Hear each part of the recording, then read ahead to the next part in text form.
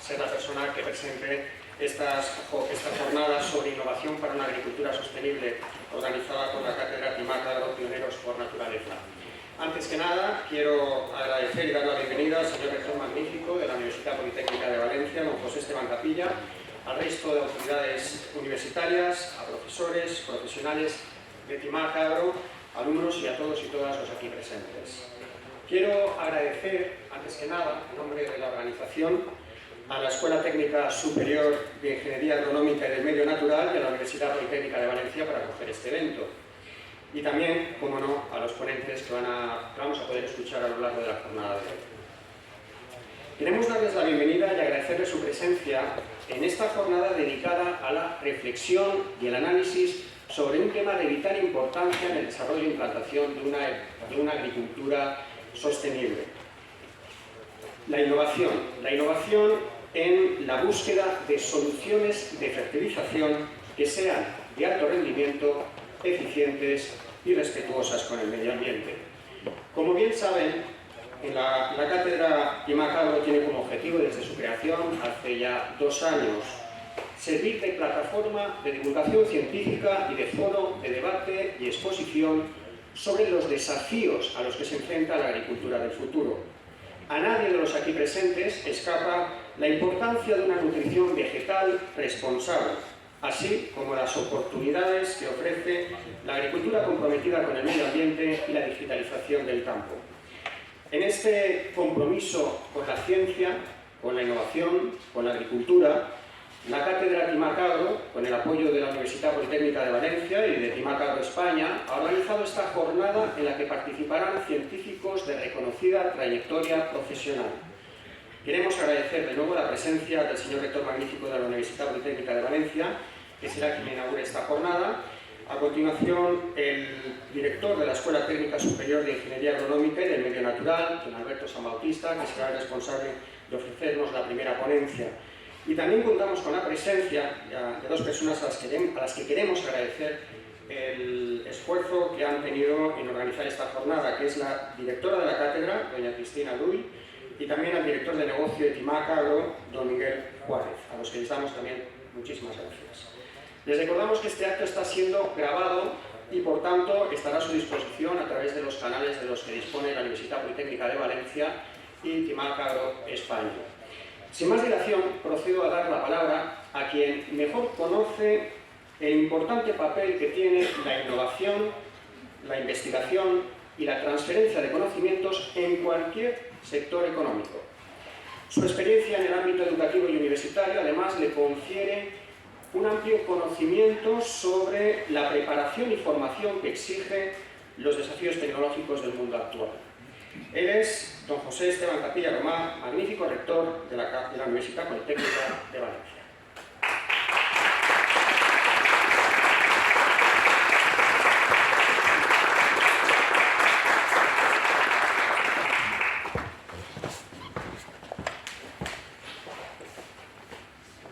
Muchas gracias por tu presentación, director y equipo directivo, dirigentes y representantes de Timac, participantes en la jornada, pues bienvenidas y bienvenidos a todos. La verdad que es un placer poder estar aquí para saludaros inaugurando esta jornada. Una jornada que se inscribe dentro de las actividades de una cátedra, la cátedra de Timac Agro, que bueno, ya tiene su recorrido, un recorrido brillante, me estaban explicando un poco los actividades de la cátedra. Yo quiero poner en valor el enorme papel que están teniendo las cátedras digamos, el desarrollo de las actividades universitarias y, por supuesto, el abordaje de numerosos retos que tenemos ahora mismo de innovación y de innovación también conectada con la sostenibilidad, como es el objeto de esta jornada. Las cátedras son un instrumento muy flexible a través del cual las empresas, las administraciones pueden desarrollar todo tipo de actividades en colaboración con la universidad y que normalmente las enfocamos a actividades que tienen que ver con la formación del alumno y con cultivar ese talento que luego tiene que ir a las empresas y a otras instituciones. Bueno, sabemos que la Universidad Politécnica de Valencia, además nos lo recuerdan los medios, a los propios universitarios es una fuente enorme de talento y que gracias a eso pues en este momento está habiendo una atracción dentro de la grandes empresas o proyectos empresariales que bueno, pues son de esos que marcan un antes y un después. Hace poco hemos tenido la noticia de la gigafactoría de Sagunto, que posiblemente es la noticia económica más importante de la Comunidad Valenciana desde que vino la factoría de Ford. Y se ha reconocido que un factor esencial para la toma de decisión de implantar esa factoría aquí ha sido la existencia y el potencial que tiene la Universidad Politécnica de Valencia en formar personas. Y bueno, pues digamos, marcos de trabajo como el de esta cátedra son fundamentales para ella, sin ninguna duda.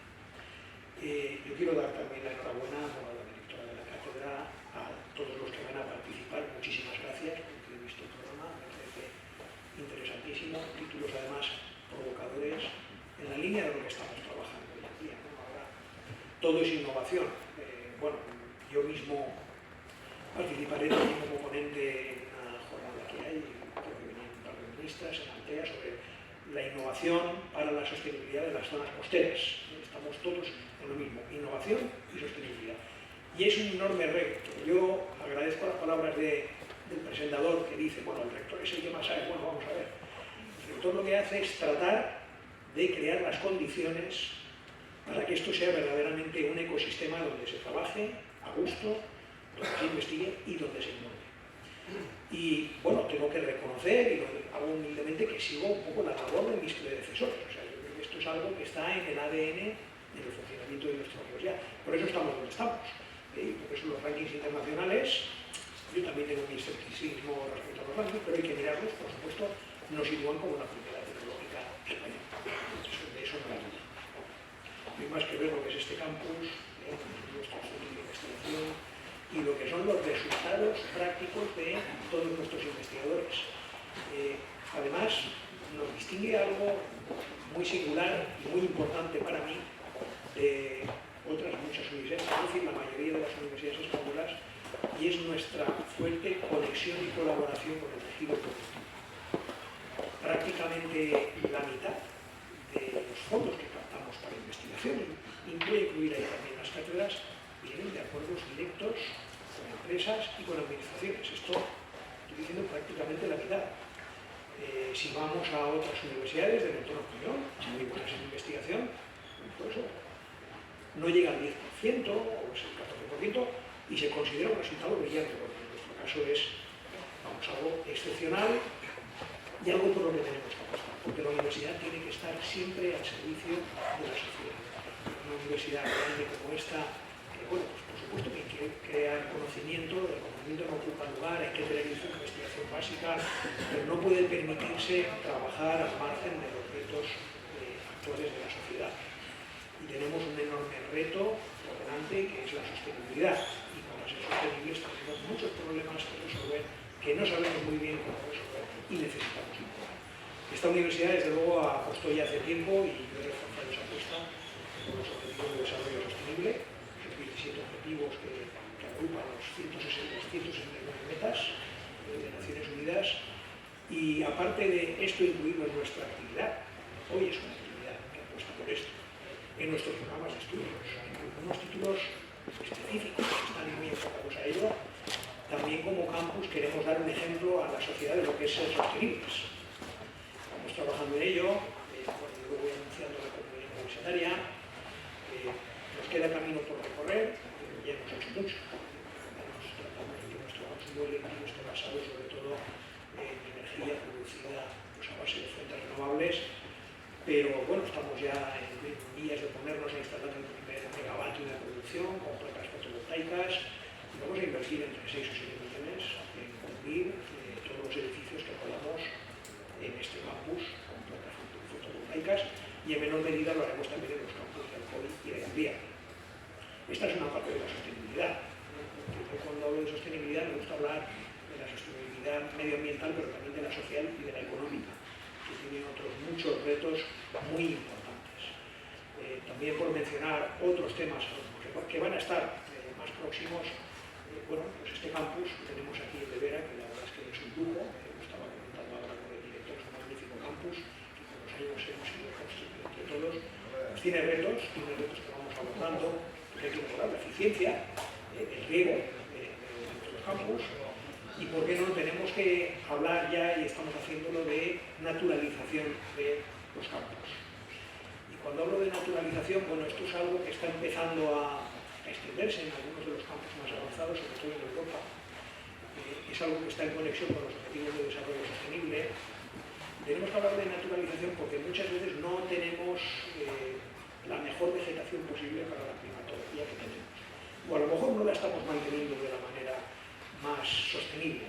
Eso, desde luego, en una gran escuela de ingeniería como esta, en la escuela de ingeniería económica y de medio natural, pues, se sabe mucho y se puede hacer mucho para mejorar nuestros campos. Y estoy seguro que de las reflexiones que se harán en esta jornada también podemos sacar conclusiones que me transmitirán y que podemos aprovechar en nuestro campus y, por supuesto, proyectar en toda nuestra oferta formativa. Y sin más, no quiero extenderme más, pues desearos una muy fructífera jornada. Enhorabuena por la organización, agradecimiento a los organizadores y a los profesores, y con esto pues declaro una la jornada. Muchísimas gracias.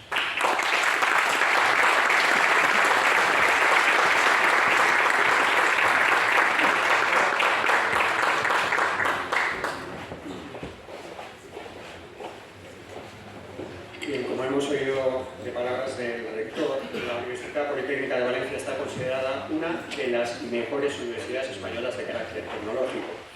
En sus poco más de 50 años de historia ha producido alrededor de 145.000 publicaciones científicas, que no es poco. Y es además líder nacional en número de patentes y una de las instituciones académicas españolas que más ingresos obtiene por su actividad investigadora.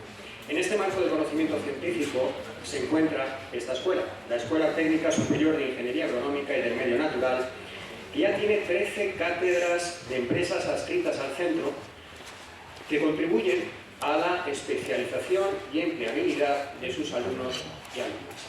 Por todo ello, queremos agradecer de nuevo la presencia del magnífico rector, don José Esteban Capilla, por estar aquí esta mañana en esta inauguración, por esas palabras que nos ha dirigido en la inauguración, y sabemos que por motivos de agenda no puede quedarse toda la jornada. Le agradecemos esas palabras y, por supuesto, el hecho de que haya buscado un hueco en su apretada agenda para estar este ratito con nosotros. Muchas gracias.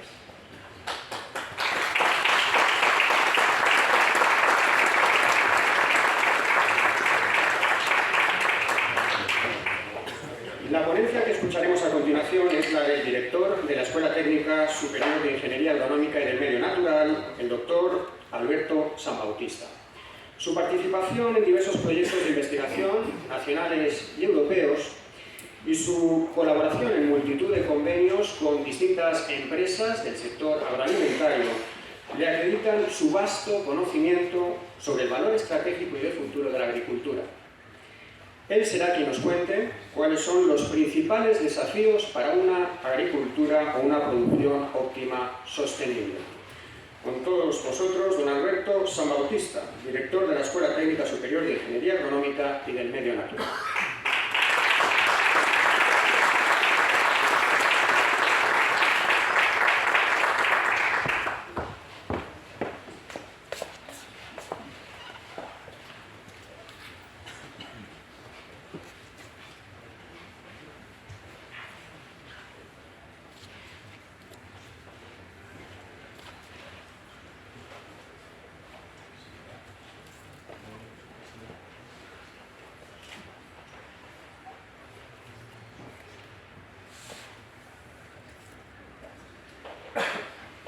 Creo que está todo muy bien. Buenos días y señoras, señores, compañeros, compañeras. Permítanme que dos cuestiones antes de empezar. En primer lugar, darles la bienvenida también a esta escuela. Creo que no sería apropiado por mi parte pues darles la bienvenida a la escuela. Y en segundo lugar, pues también quería agradecer la confianza que la empresa TIMAC y la cátedra han depositado en mi persona para poderles presentar esta ponencia de agricultura como sector estratégico, que al fin y al cabo también supone un reto importante, porque despertar el interés en este tema seguro que no va a ser fácil. Pero bueno, vamos allá y vamos a ver si lo podemos conseguir. De todos es conocido que, de acuerdo con los estudios de la FAO, yo creo que todo el mundo estará conocedor de todos ellos, los modelos matemáticos lo que nos dicen en la proyección es que la alimentación, la producción de alimentos tiene que aumentar en un 70% para alimentar a esa población creciente que llegará a los 9.000 millones de personas en 2050. Y que la producción en los países en desarrollo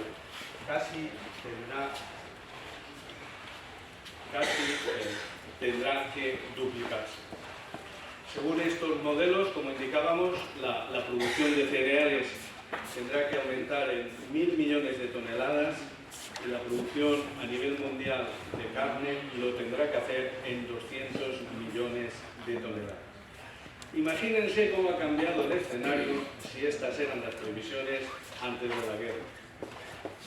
Si bien planteamientos similares ya fueron expuestos en el siglo XVIII y en el siglo XIX por autores como Malthus, Ricardo o Marx, y ya evidenciaron problemas notables de seguridad alimentaria que el mundo debería resolver. No voy a exponerles cifras de entonces porque necesitaríamos demasiado tiempo, pero sí les tengo que decir que afortunadamente el ser humano supo afrontar estos retos en el siglo XX y pudo solucionar esta adversidad. A nadie se le escapa, pues, que estos datos expuestos evidencian un problema de seguridad alimentaria que la sociedad del siglo XXI tendrá que abordar y que la agricultura deberá afrontar este nuevo reto con garantía.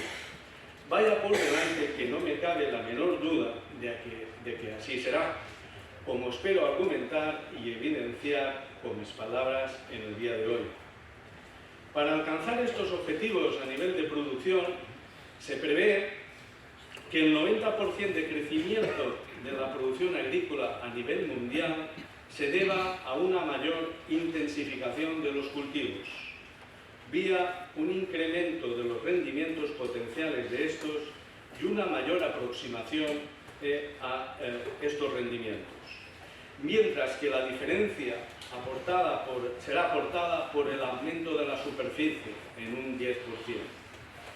Quiero recordar y matizar que el término intensivo en un cultivo hace referencia a su acercamiento, como hemos dicho, al rendimiento potencial del mismo, independientemente de qué cultivo se trate. Prueba de ello es la evolución de la productividad de los últimos 150 años. Se pueden ver en este gráfico.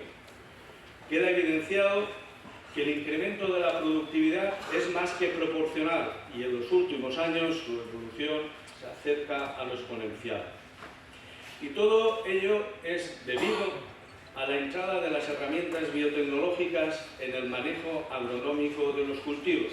Y por favor, no pensemos única y exclusivamente en los OMGs. La biotecnología es un término mucho más amplio que va más allá de este concepto.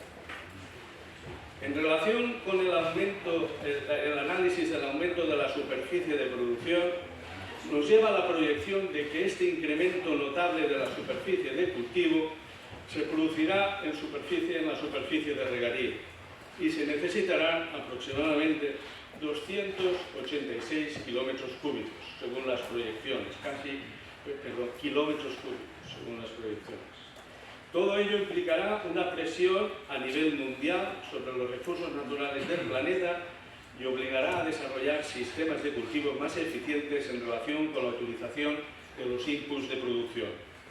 En consecuencia, el uso de la tecnología en la agricultura constituirá un elemento fundamental en el diseño de los nuevos sistemas agrícolas y será necesario esta tecnología para alcanzar este nuevo reto que se plantea a la sociedad, que no es otro que producir más, con menos recursos y garantizar la salud medioambiental de nuestro planeta. Hoy podemos asegurar que en un grano de maíz o en una lechuga Hay tanta tecnología como en el dispositivo electrónico más sofisticado que pueda estar a nuestro alcance. El presente y futuro de la agricultura muestran nuevos retos y preocupaciones de la sociedad, con la mayor competitividad, hasta ahora marcada por la globalización, veremos en los próximos años, la carestía de los recursos, la seguridad alimentaria, el desarrollo sostenible o las nuevas tecnologías. En este sentido es destacable el gran desafío que se le presenta a la sociedad actual, los alimentos, su producción y su consumo, la percepción que se tiene de ellos y la utilización política que se hace. Los sistemas agrícolas y alimentarios han sufrido importantes transformaciones que han ocasionado cambios significativos en el panorama mundial, a nivel tanto de políticas de Estado como de las orientaciones y las elecciones de los consumidores. En las próximas décadas, la población mundial será mayor y aumentará el consumo, como hemos dicho, pero esto afectará a todos los países, países en desarrollo, en vías de desarrollo, países emergentes. Será pues necesario encontrar soluciones más sostenibles respecto al pasado para dar respuesta a esta demanda creciente de alimentos, con la incógnita que supone la adaptación de los sistemas productivos al cambio climático. Esta necesidad viene porque hoy la población mundial supera esos 7.000 millones de personas y más del 10% padece hambre. La seguridad alimentaria tiene y tendrá una importancia estratégica. El desafío presenta doble objetivo: asegurar aprovisionamiento y aumentar el rendimiento de nuestras explotaciones para realizar un desarrollo armónico y sostenible entre espacios urbanos y rurales y frenar el éxodo de estos últimos. Otro dato significativo y revelador puede ser el siguiente. La producción de cereales en los últimos 50 años ha aumentado un 185%. La población mundial ha aumentado un 125%, pero solo la superficie de cultivo ha aumentado un 10%. Ahora bien, este crecimiento no puede estar alentado por un uso excesivo de los recursos naturales, un reparto parcial de los beneficios o unas políticas comerciales desafortunadas. Por todo ello, resultará crucial reforzar el papel de la investigación y la innovación para luchar contra las derivaciones de la política agrícola y comercial que chocan con la nutrición y la seguridad alimentaria y amplifican los riesgos y la incertidumbre. Países como Brasil o China presentan apuestas decididas por el abastecimiento y la seguridad alimentaria. Un dato revelador: la empresa estatal china Sinogray ya poseía en 2013 el 30% de las reservas mundiales de trigo, 40% de maíz y 42% de arroz. Su preocupación no es otra que alimentar a la quinta parte de la población mundial tan solo con el 7% de la superficie de cultivo. Esta situación socioeconómica y geopolítica ha ocasionado grandes movimientos accionariales en los mercados de valores, como el producido por la empresa Bayer con la compra de la compañía Monsanto, multinacional de Estados Unidos, por un importe superior a los 60.000 millones de dólares. Este movimiento accionarial fue considerado como un plan estratégico a largo plazo y los titulares de los medios de comunicación, como pueden visualizar, hacían referencia a que la empresa quería alimentar al mundo con la compra de Monsanto. Ante este escenario y con este contexto internacional, cabe destacar que el sector agroalimentario español afronta con garantías de éxito este reto, puesto que representa un porcentaje importante y significativo del Producto Interior Bruto, que se acerca al 10%. Además, las cifras de comercio exterior alcanzan los 50.000 millones de euros, lo que supone aproximarse al 20% de las exportaciones totales, claramente muy superior al 10% anterior. Todo ello ha contribuido positivamente a que este sector mitigue, en cierto modo, los efectos devastadores sobre la sociedad de las crisis sufridas en este siglo, la crisis financiera de 2008 y la crisis de pandemia. Y un dato revelador del potencial de nuestro sector: España es el proveedor de la cuarta parte de frutas y hortalizas que se consumen en el conjunto de la Unión Europea. y España es uno de los 3 principales países exportadores a nivel mundial, junto con China y Estados Unidos. Ahora bien, existen factores adversos que pueden alterar la consecución de tan importantes logros y que habría que superar. Uno de ellos es el clima, que es lo más impredecible en nuestro sector y no se puede pronosticar a largo plazo. Según el informe de la Organización Meteorológica Mundial, la concentración de CO2 en la atmósfera alcanzó el valor más alto en los últimos 800.000 años. El promedio de esta concentración supera con ya los 400 ppm y el aumento anualizado ya es de 2,21 ppm por año en las últimas décadas. La acumulación de CO2 en los últimos desde 1750 es de un 150%. Hoy difícilmente puede cuestionarse su influencia sobre el calentamiento global de nuestro planeta y sobre el cambio climático. Y el impacto económico. El impacto económico se cifra en más de 1.000 millones de euros en nuestro sector agroalimentario español.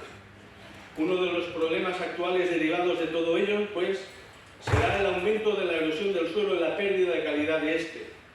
Y el cambio climático está afectando a un 30-40% de los rendimientos de cultivo. A este problema debe añadirse también la falta de agua. Y esto está provocando cambios significativos en la siembra, la elección de cultivares, en definitiva, en el manejo agronómico de los cultivos. Con todo ello, la agricultura, pues, se enfrenta a una situación de difícil términos de producción y de resultados por una climatología cambiante y adversa. Las heladas, las tormentas, las sequías han ocasionado daños importantes en los cultivos y de este modo pues difícilmente se alcanzarán los objetivos con esta climatología altamente cambiante. Por ello resultaría conveniente también pues de disponer de herramientas garantistas que nos permitan afrontar con éxito las adversidades ocasionadas por el cambio climático. En base a todo ello, los sistemas agrícolas deben, por medio de conocimientos científicos y tecnológicos y por disponer de una capacidad innovadora y creadora, ser capaces de diseñar, proyectar sistemas de aprovechamiento económico de los recursos naturales para producir y transformar alimentos y otros productos vegetales o animales aprovechables para el hombre. Todo ello con un enfoque dirigido a obtener una mayor eficiencia, un mayor beneficio económico, una mejora del bienestar social y riqueza de las áreas rurales y, como no, una defensa y protección del medio ambiente. Solo de este modo podrá superarse las adversidades y los contratiempos sobrevenidos. La agricultura puede modificar los ecosistemas naturales y convertirlos en ecosistemas agrícolas con propiedades muy diferentes. Un ecosistema agrícola se encuentra caracterizado por un número de especies reducido en comparación con un ecosistema natural, por una autonomía energética relativamente baja como consecuencia de los aportes realizados por el hombre en relación con los insumos, energía e información, una selección de forma artificial y no natural de las especies de cultivo y un control del sistema realizado por el hombre a través de la información. La reducción de la biodiversidad, entendida a nivel de cultivo, se encuentra motivada por la necesidad de minimizar las pérdidas de energía de los sistemas y maximizar la eficiencia de los mismos, dado que la escasa autonomía energética que disponemos por su dependencia de los inputs de producción, fundamentalmente la energía, requeridos pues para su funcionamiento. En este sentido, estos autores publicaron ya en Science hace unos años unos estudios sobre productividad y biodiversidad y constataron una correlación negativa entre ambas variables, de manera que la productividad aumentaba conforme la biodiversidad entendida a nivel de cultivo disminuía, simplemente por una cuestión de aprovechamiento energético, de una mayor eficiencia en el uso de la energía. En la década de los 80 del siglo XX empezó a introducirse el término de desarrollo sostenible en la agricultura y como consecuencia de todo ello apareció el término de agricultura alternativa, definida como cualquier sistema de producción que de manera sistemática persigue objetivos que hoy son perfectamente válidos 35 años después. En aquellos años, uno de los trabajos más destacados fue realizado por Marten, que definió las propiedades de los sistemas agrícolas, ecológicas, como la productividad, estabilidad y sostenibilidad, y sociales como la equidad y la autonomía. El término estabilidad hace referencia a la variabilidad anual del rendimiento del producto útil en términos económicos, determinada por factores como la climatología, suelo, material genético o las variables económicas. Exactamente lo mismo que hemos planteado en la introducción. La sostenibilidad indica la evolución en el tiempo del rendimiento y estudia su tendencia a lo largo de los años. Entre los parámetros sociales y económicos de los sistemas agrarios, la equidad se refiere a la igualdad de los beneficios propios del sistema agrario y entre este y el conjunto de la sociedad, y habla de la redistribución de beneficios en la sociedad. Y la autonomía expresa el grado de dependencia de la agricultura con respecto al conjunto de la sociedad. Convendrán conmigo que estas propiedades están plenamente vigentes y de plena actualidad 35 años después. Y permítanme que me detenga en el término sostenibilidad. Como ya muy bien ha indicado nuestro rector, es un término totalmente poliédrico en la actualidad y con diferentes acepciones e interpretaciones según los diferentes puntos de vista, entendidas según el filtro de los diferentes intereses que mueven el mundo. No podemos caer en la parálisis del análisis sobre este término, porque entonces estaremos 35 años más hablando de sostenibilidad, pero puede que muchos de los sistemas agrícolas conocidos en la actualidad dejen de existir por falta de sostenibilidad según entendida por Marx. Deberemos avanzar hacia la consecución de sistemas agrícolas viables en todos los sentidos, tanto para los países desarrollados como para los países en vías de desarrollo. Ya el Banco Mundial, a principios de los años 90, establecía diferencias significativas en este concepto entre estos dos tipos de agricultura. Otra característica a considerar y que habría que añadir, dado la importancia del desempeño de la agricultura en este siglo, es la suficiencia como atributo a considerar en nuestro sistema. Estas propiedades de los sistemas encajan perfectamente dentro del concepto de agricultura sostenible, introducido en el siglo XX. Como agricultura sostenible puede entenderse que es aquella agricultura que conserva los recursos naturales, protege el medio ambiente, obtiene una rentabilidad económica y aumenta el bienestar social. Con todo ello cabe indicar pues que los sistemas agrícolas alcanzan un óptimo ecológico cuando llevan a cabo prácticas en el manejo agronómico de los cultivos conducentes a conducir una alta productividad y un uso eficaz y eficiente de los recursos limitantes para la producción. Ahora bien, los sistemas agrícolas presentan claras ineficiencias, evidenciadas por autores como los que tenemos ahí presentes, que deben soslayarse para alcanzar plenamente esas 5 propiedades descritas anteriormente.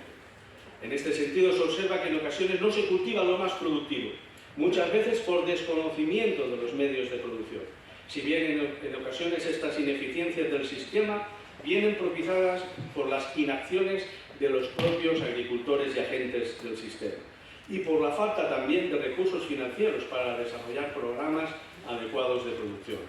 Además de los factores de la producción vegetal, el sector productivo agrícola se encuentra condicionado y limitado por las políticas económicas en materia agrícola, implantadas por diferentes administraciones, locales, autonómicas, nacionales, europeas, políticas como el veto ruso, ahora la guerra, las nuevas políticas arancelarias introducidas por Estados Unidos en 2019 o las relaciones comerciales de Europa con países terceros.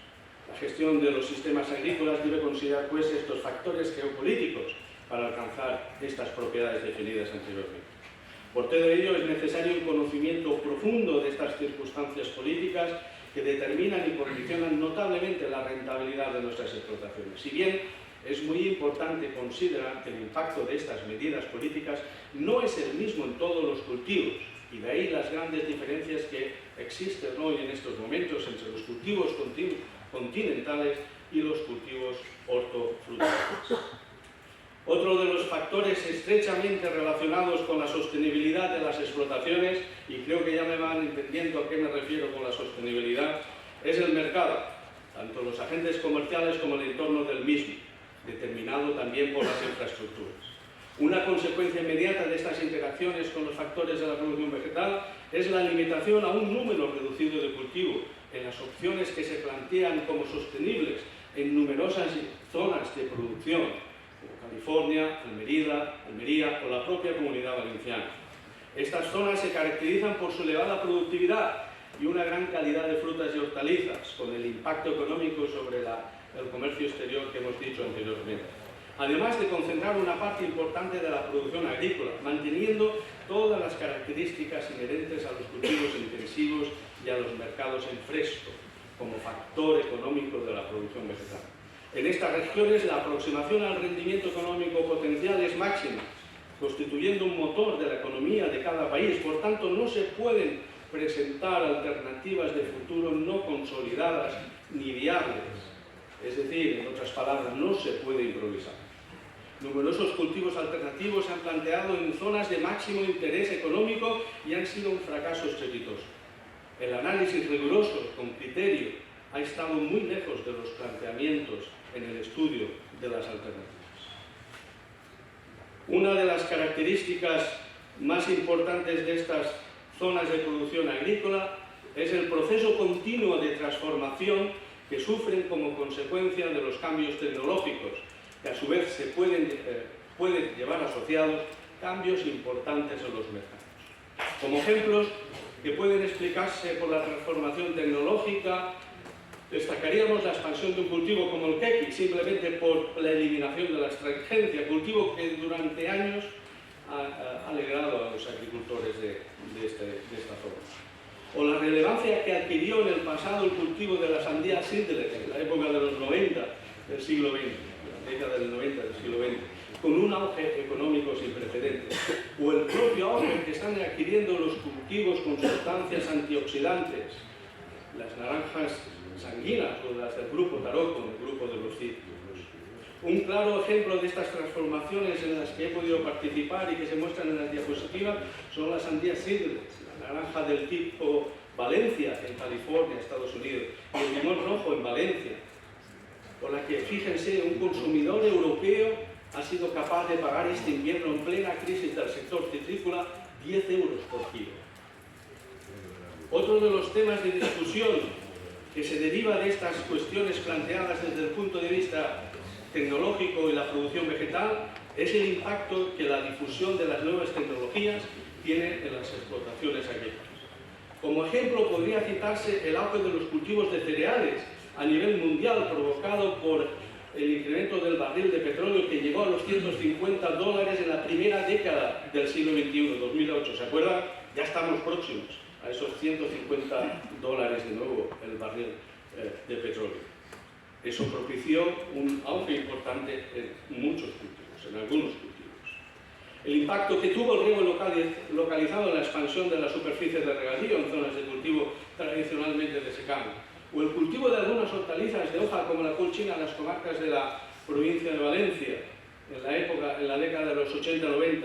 Solamente estos cultivos llegaron a propiciar unos ingresos brutos superiores a 45.000 euros hectárea en tan solo 70 días de cultivo. El valor económico era superior al valor de la tierra de cultivo. El manejo de todos estos factores determina la productividad y la sostenibilidad de las explotaciones agrícolas y marca las diferencias entre los sistemas. La productividad de los sistemas agrícolas es pues una propiedad que marcará las diferencias en los sectores agroindustriales de las principales sociedades de los países desarrollados, siempre en el marco del desarrollo sostenible. Y fíjense lo que les estoy diciendo. Un estudio comparativo de estas cifras económicas entre países como España y Estados Unidos marcan que en España el sector primario se sitúa en torno al 4,6% de la población activa.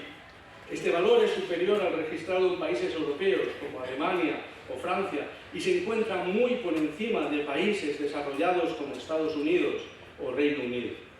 En lo referente al valor económico del sector primario en España sobre el Producto Interior Bruto es el 2,6%, pero es que en países como Estados Unidos es tan solo del 1,2%. Y verán, ¿y estas cifras por qué? Porque destaca la ratio del valor económico en dólares o en euros de estas economías, comparando España con Estados Unidos. Es muy superior el valor registrado en Estados Unidos comparado con el valor registrado en España, con una población activa en el sector primario en Estados Unidos en valor relativo también inferior.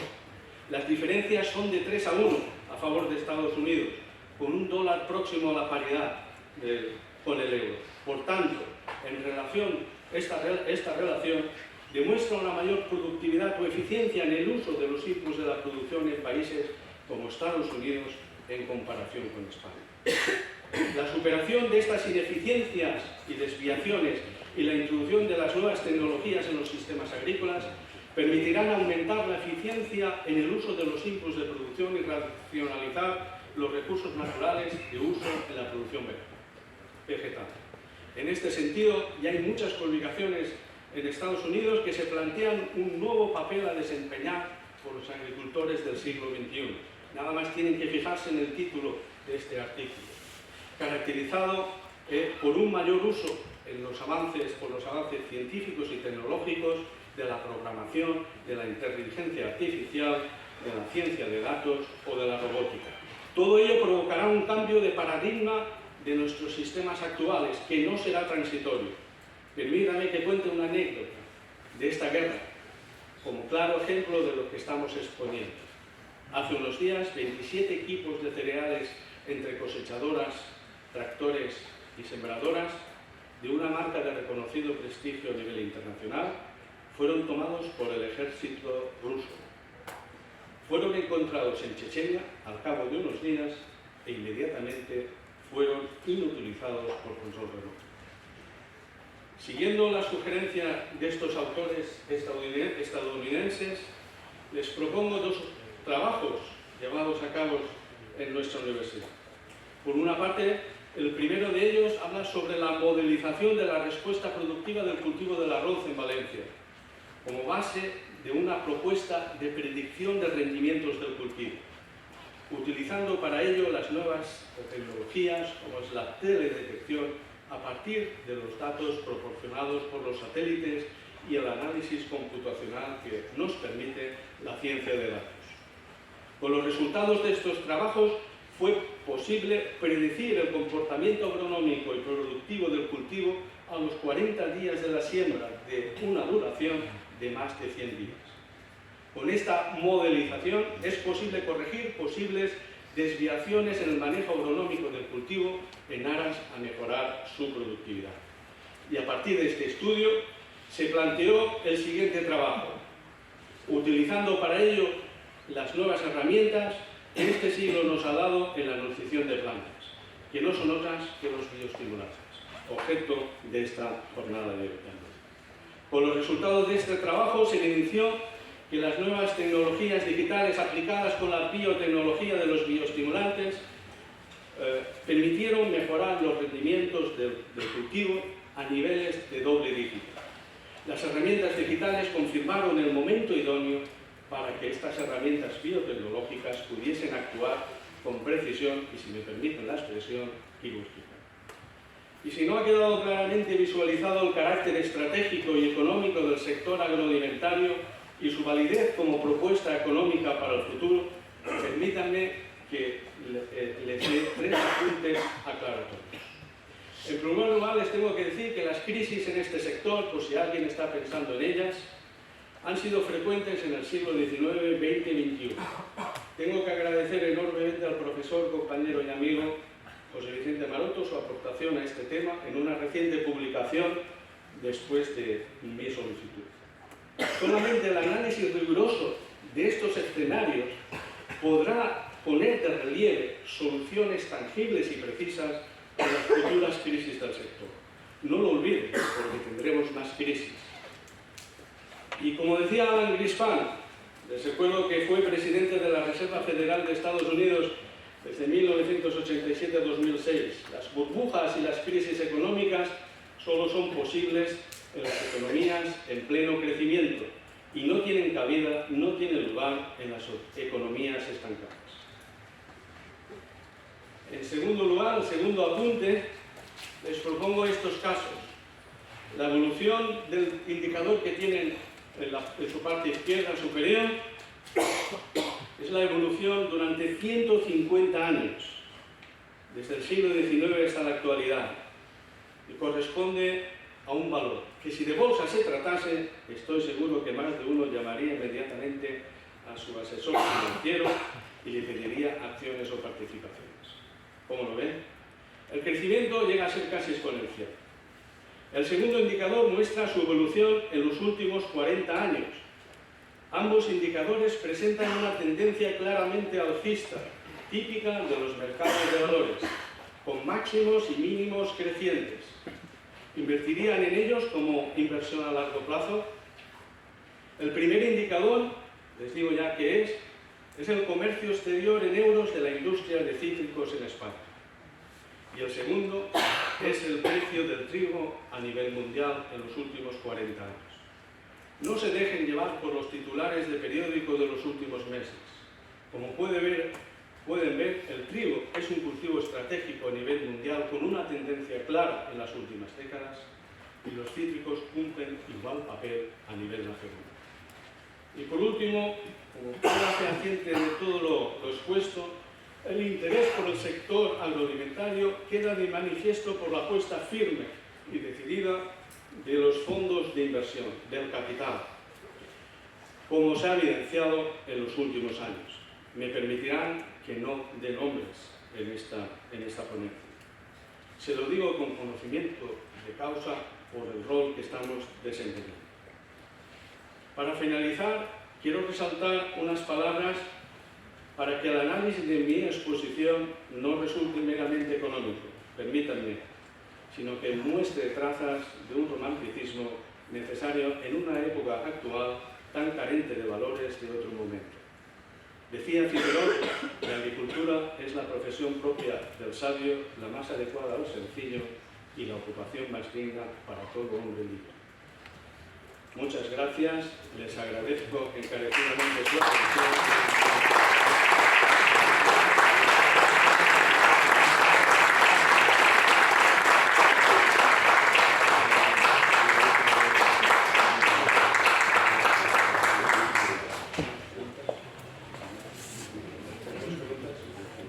¿Hay preguntas?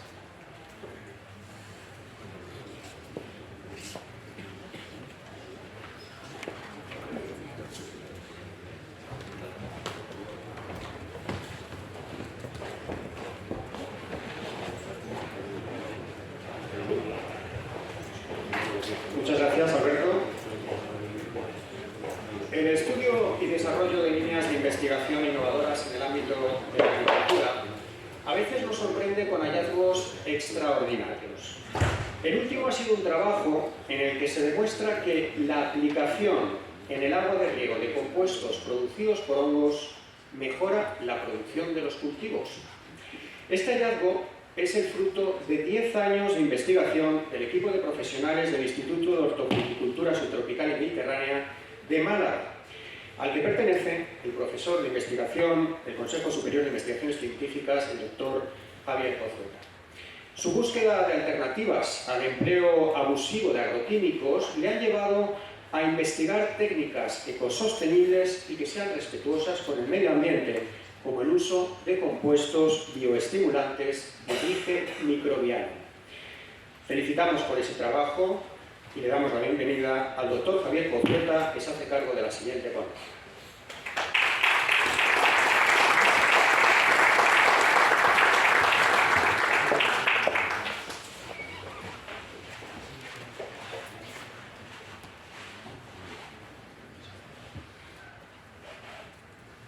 ¿Se me escucha? ¿Sí? Perfecto.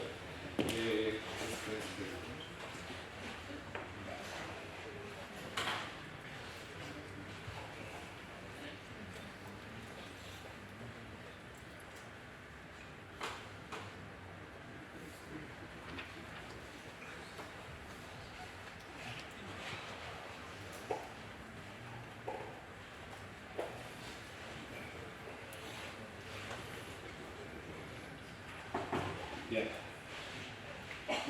Se me escucha bien entonces, ¿no? Bueno, muchísimas gracias a los organizadores de la jornada por invitarme a dar esta charla, particularmente, obviamente, a Timacagro, y muchísimas gracias a todos ustedes por venir hoy. Y bueno, pues a ver, escuchemos lo que les voy a contar. Antes de nada, como ha dicho el presentador, soy científico, con lo cual la tentación de dar una charla con un cierto sesgo evidentemente científico es elevada, pero he hecho en la medida de lo posible un esfuerzo por elaborar un documento que puedan comprender todos, ¿no? Bueno, hace aproximadamente un mes, un poquito más de un mes, Miguel me llamó por teléfono y me dijo: oye, Javier, ¿te importaría participar en una jornada que estamos organizando allí en Valencia, en la cátedra de Timacagro? Y digo: bueno, pues venga, ya me dirás de qué va eso y tal. Venga, me apunto, dime, explícame. Bueno, pues me explicó un poquitín. Entonces colgué el teléfono, me paré y dije: ¿y dónde estoy? Y en ese momento, curiosamente, estaba enfrente de este edificio. A ver, este es... aquí. No funciona el puntero. ¿Alguien tiene un pedazo de eso? Bueno, me paré enfrente de este edificio.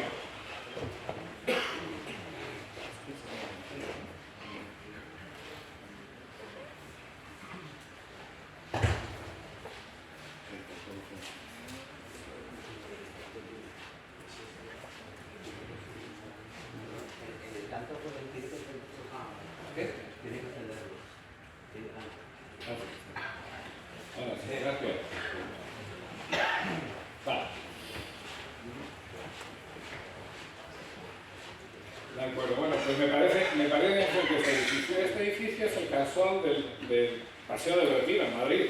Pasaba circunstancialmente en ese momento por allá. Y les presento esta fotografía principalmente por dos razones. Una, por lo malamente que está hecha, porque la tomé así. Y lo otro, por este mensaje que aparece aquí. Me llamó mucho la atención.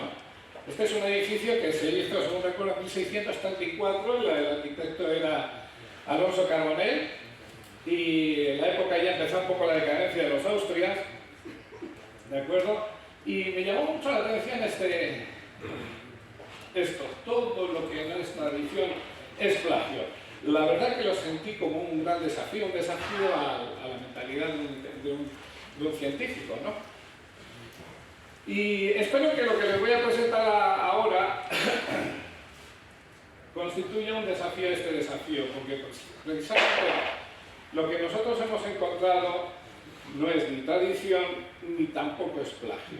Y no es tradición simple y llanamente porque fue un caso. Si esto tiene algo de tradición, lo que les voy a explicar es que es un caso de serendipia, algo con lo que nos encontramos sin buscarlo. Buscábamos otra cosa y nos encontramos con algo incluso bastante mejor de lo que buscábamos. Bien. Antes de nada, me gustaría decir que el trabajo que les voy a presentar, pues son, resumidamente, es el trabajo más de 10 años de investigación y colaboración con grupos de la Universidad de Niigata en Japón, de la Universidad de Palaki en República Checa, en Olmutz, y luego aquí he destacado dos grupos de investigación, los lidero yo, los he liderado aquí del Instituto de Biotecnología en Navarra, donde estuve trabajando más de 20 años y instalé la línea de investigación de relación planta-microorganismo y constituí un grupo, y ahora estoy en el Instituto de Hortofruticultura Subtropical y Mediterránea de Málaga, casi 2 años que llevo allí. Es justo hacer una presentación y un agradecimiento a los miembros del equipo. Esta es una fotografía tomada ya en 2016. Mis colaboradores: Edurne Baroja, Paco Muñoz, Abdelakir Bahaji, Ángela Sánchez, Moisés de Almagro y demás doctorandos y personal técnico. Y este es el nuevo grupo que he formado en el Instituto de Hortofruticultura en Málaga. Esta es una fotografía tomada en la estación experimental de La Mayora, en Algarrobo. Quizás algunos de ustedes conozcan este lugar, si no les invito a que vayan, porque realmente es ofrece unos servicios y tiene unas instalaciones magníficas para hacer estudios de agronomía. Quiero evidentemente resaltar a Rafa Morcillo y Jesús Leal, que trabajan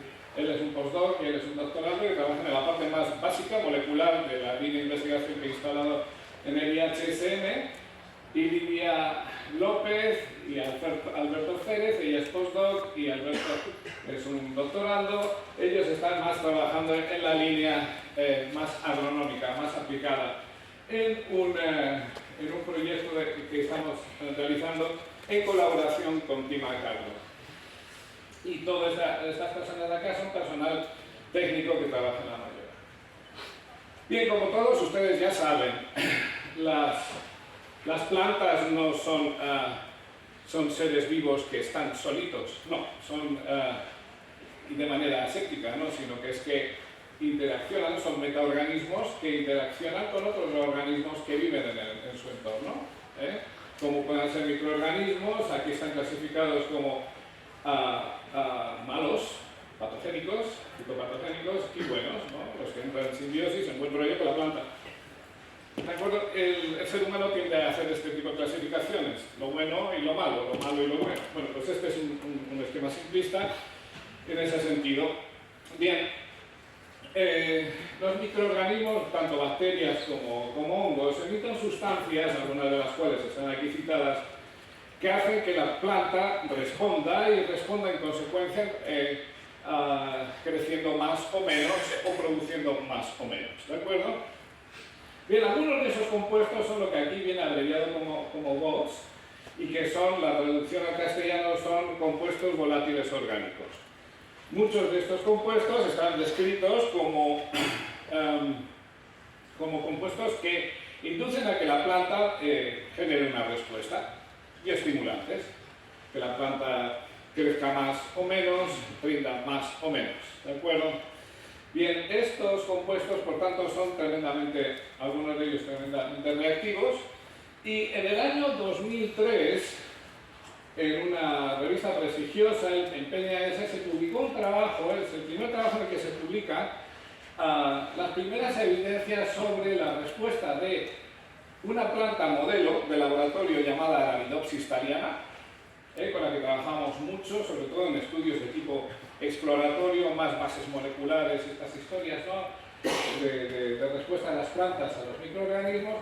Y aquí en este trabajo es donde se muestra la primera evidencia de que algunos aislados de algunas especies de bacterias, concretamente Bacillus subtilis, eran capaces de emitir algunas sustancias que, una vez percibidas por las plantas de Arabidopsis, reaccionaban favorablemente. Dicho de otro modo, estas plantas les gustaban las sustancias volátiles que emitían estos dos aislados de Bacillus subtilis. Este es la superficie de la superficie foliar de la planta, ¿de acuerdo?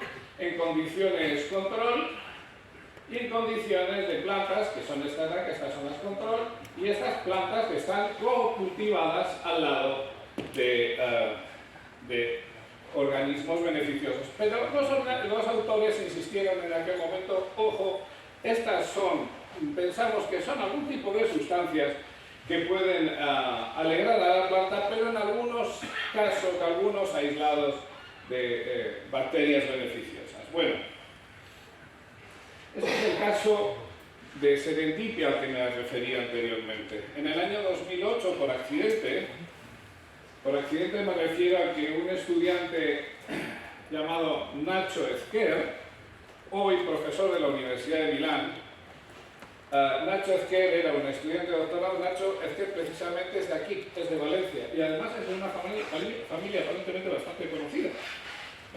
Y entonces Nacho fue ahí a hacer la tesis con nosotros, y resulta que en aquel entonces nosotros estábamos trabajando en otra historia. No eran relaciones planta-organismo y microorganismo, sino en cómo las plantas producen almidón. Vale, un tema totalmente diferente. Y Nacho vino con unos resultados sorprendentes y Nacho, lo que me estás mostrando no es cierto, no es correcto, no puede ocurrir. Nacho insistía y lo corroboraba el postdoc que supervisaba su trabajo, era Miroslav Ovecha. Ambos decían que los resultados eran buenos, pero puntualizaron que habían sido obtenidos a partir de plantas obtenidas en unas condiciones como las que se ilustran en estas fotografías. Es decir, a partir de plantas que habían sido cultivadas en presencia de un hongo contaminante en el medio de cultivo. Este escenario, para los científicos que trabajamos en plantas, es terrorífico. Automáticamente nuestra reacción es tirar la placa, además son las instrucciones que nos dan en el centro donde investigamos. Una vez detecten una contaminación, tiren el cultivo. Y eso no lo hizo Nacho. Nacho nos mostró unos resultados que mostraban que estas plantas de aquí acumulan enormes cantidades de almidón, como ahora veremos. Esto, una vez que encontramos este fenómeno, nos decidimos hacer las experiencias de las respuestas de las plantas a las sustancias que emitían los hongos, pero ya en condiciones controladas, y se ilustran aquí. Lo que vemos acá es, bueno, estos son diferentes especies de hongos que utilizamos, todas ellas eran patógenas, ellas eran patógenas, y esto nos sorprendió muchísimo, porque hasta el momento, como les decía anteriormente, se pensaba que tan solo los bichos buenos eran capaces de emitir sustancias que les gustan a las plantas. ¿Cómo era concebible o no era en aquel entonces, fácil de aceptar, que una alternaria alternata, por ejemplo, emitiera sustancias que le gustaban a una planta? Pues es así. Prueba de ello es que tenemos aquí, bueno, estos son los pesos frescos de una planta control, esto de acá, ¿de acuerdo? Y estos son los pesos frescos de plantas expuestas a compuestos volátiles emitidos, por ejemplo, esta es alternaria alternata, no hay un contacto físico. Alternaria alternata está emitiendo unas sustancias en esta bandeja sellada con plástico simple de cocina. La planta reacciona creciendo muchísimo más que en condiciones control. ¿De acuerdo?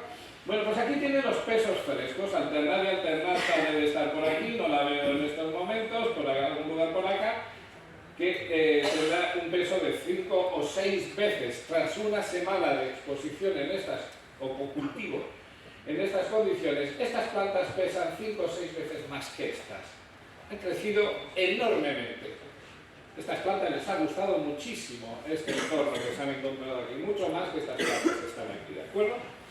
No solo eso, sino que también las plantas florecían mucho antes, es el momento en el que las plantas florecen en condiciones de control, y este es el momento en que las plantas florecen en presencia de un microorganismo patógeno a su lado. Y esto es lo que Nacho se encontró en aquel entonces. Recuerden que les decía que nosotros trabajábamos con almidón y en la temática de almidón. Pues Nacho se encontró que bien, pues la cantidad de almidón que acumulan las hojas de las plantas en estas condiciones es esta. Pero estas de acá acumulan estas enormes cantidades. Y digo enormes porque, como probablemente sepan, las hojas acumulan poquito almidón. Los órganos especializados en acumular enormes cantidades de almidón son los cereales, las semillas y los tubérculos, ¿vale?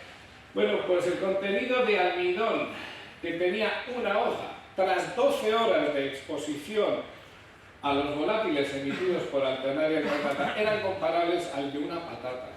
Eso era increíble, absolutamente increíble. Un desafío para un científico de aquella época, ¿no? No era posible, jamás habían descrito una cosa así. La cosa es que, como ya les digo, bueno, pues esto nos alimentó la curiosidad y decidimos analizar más allá de lo que ocurre con el almidón, pero ya vimos el tamaño, que crecía mucho, que florecía mucho más, y dijimos, venga, vamos a analizar qué es lo que está ocurriendo aquí. Además de ver que las plantas crecen mucho más en presencia, por ejemplo, de volátiles emitidos por alternaria alternata o por un hongo muy particular, Penicillium arlanteogriseum.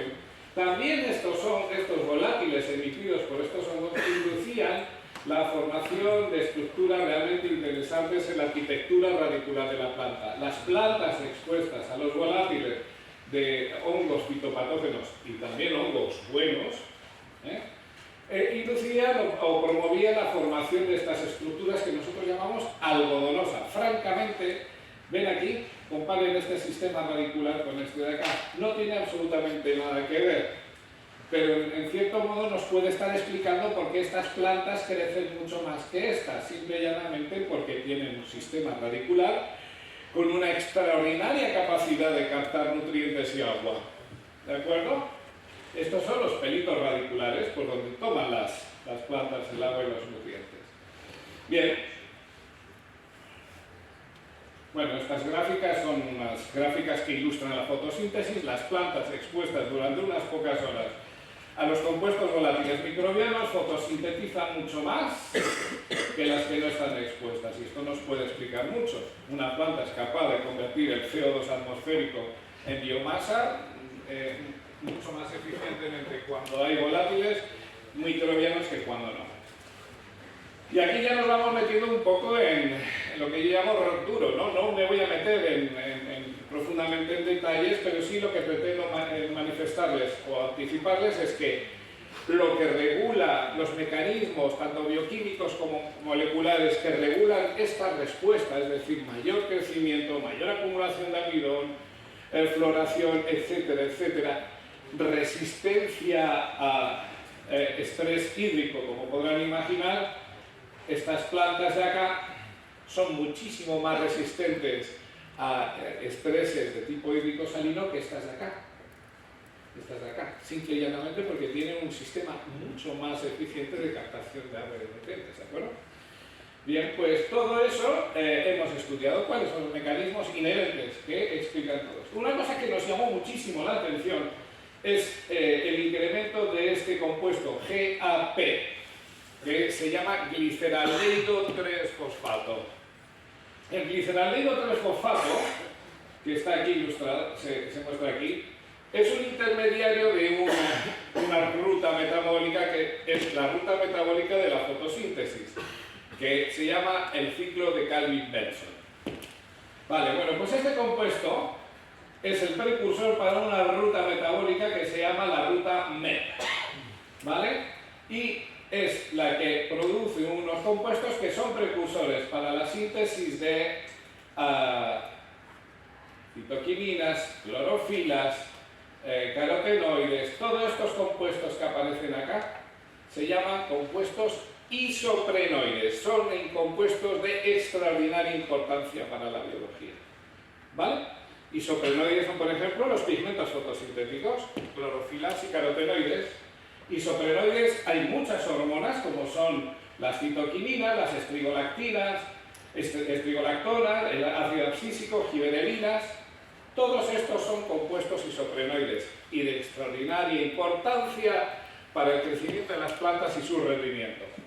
Bien, pues claro, al ver que aumentaba el contenido de gliceraldehído 3-fosfato, nos preguntamos que probablemente esta respuesta de las plantas a estos compuestos volátiles era debido a la estimulación de toda esta ruta de acá. Bien, en realidad lo que observamos es que efectivamente existía un incremento de carotenoides y de clorofilas en plantas expuestas a compuestos volátiles microbianos y citoquininas, ¿vale? Esto es una tabla muy compleja de un largo listado de tipos de citoquininas que existen. Este fue el trabajo que hicimos en colaboración con el grupo de República Checa, y en verde se destacan aquellas citoquininas que son las formas activas que subían en plantas expuestas o como consecuencia de la exposición o en respuesta a la exposición a compuestos volátiles. Bien, a raíz de todo esto y tras hacer un estudio de los cambios en el transcriptoma de la planta, claro, si hay cambios en compuestos isoprenoides y hormonas isoprenoides, lógico es pensar que existan cambios en el transcriptoma, y así lo constatamos. Y eso quedó publicado en varias revistas, en varios artículos de revistas científicas, y lo que llegamos a decir es que la respuesta de las plantas a estos compuestos volátiles está mediado por cambios o implican cambios en el transcriptoma de la planta.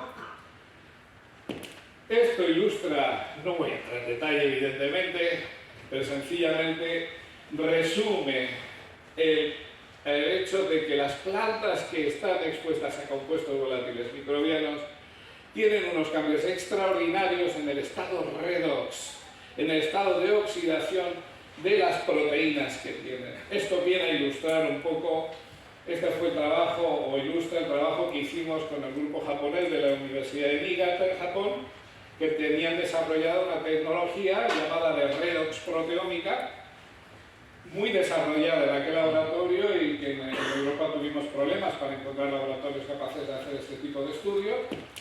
Y luego también lo que nos dimos cuenta es que la respuesta a estos compuestos volátiles implica cambios en el proteoma. ¿Qué es el proteoma?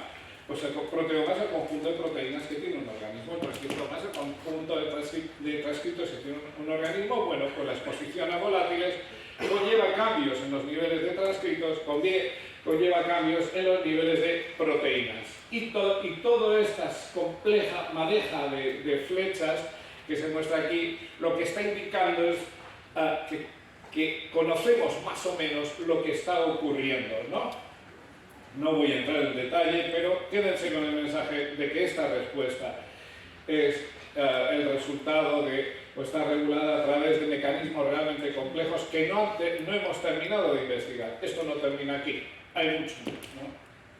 Bien, eso en hojas, pero también lo observábamos en raíces, ¿vale? Hay cambios a nivel molecular que tenemos ya detectados, tanto en raíces como en plantas, y una vez que sabemos qué cambios están ocurriendo en la planta expuestas a volátiles, ya tenemos las pistas para empezar a trabajar las plantas y que se comporten como nosotros queremos. Bien, las conclusiones a todo esto que les comento es que la respuesta de las plantas a los volátiles implican cambios a nivel transcripcional y post-traduccional regulados por mecanismos en los que existen complejos mecanismos de interacción entre cloroplastos, núcleos, etcétera, etcétera, pero también quédense con el mensaje más básico que los bichos malos también pueden ser buenos, ¿no? Bien, esto es lo que toda esta información que les he comentado hasta el momento es relativa a la respuesta de una planta de laboratorio, Arabidopsis thaliana, en unas condiciones muy controladas y a nivel realmente muy molecular. Pero la pregunta es, ¿y qué podemos sacar nosotros de provecho de todo esto? Hace ya más de 10 años decidimos empezar a investigar qué es lo que ocurriría. Este es un cultivo de Alternaria alternata y nos preguntábamos cómo reaccionaría la planta una vez que hemos demostrado que a la planta le gustan las sustancias que emiten los microorganismos patógenos. ¿Cómo reaccionaría una planta si le echamos un filtradito, un extracto de este cultivo? Esto que aparece aquí.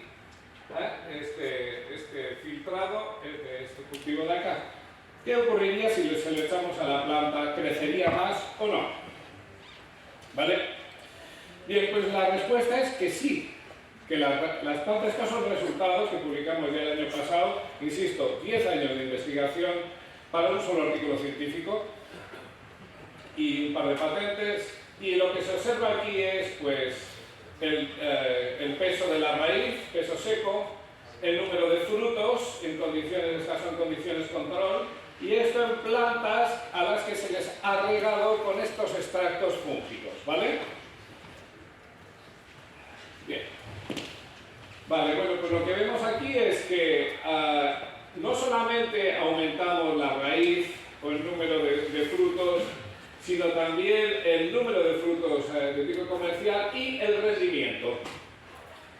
¿De acuerdo? Luego aquí tenemos extractos de Alternaria alternata y Penicillium aurantiovisium, 2 especies patógenas, y estos son los extractos, los rendimientos en gramos de pimiento, crecida en condiciones de invernadero y en campo abierto, y en todos los casos vemos que existe un incremento bastante sustancial en 2 experimentos diferentes, con lo cual al final llegamos a la conclusión de que efectivamente las plantas de un cultivo de interés agronómico como puede ser el pimiento, también tenemos resultados de tomate, responden favorablemente o positivamente a esto. Bien, la pregunta es, a estos extractos, la pregunta es, ¿y cuánta de esta respuesta que observamos en las plantas regadas y regadas con estos extractos es debida a compuestos volátiles?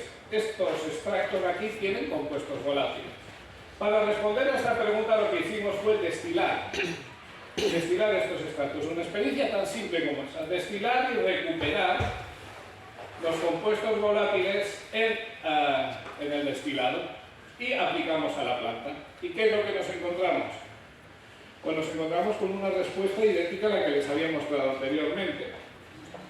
El sistema radicular de plantas tratadas con destilados, es decir, agua con los volátiles del extracto del cultivo fúngico.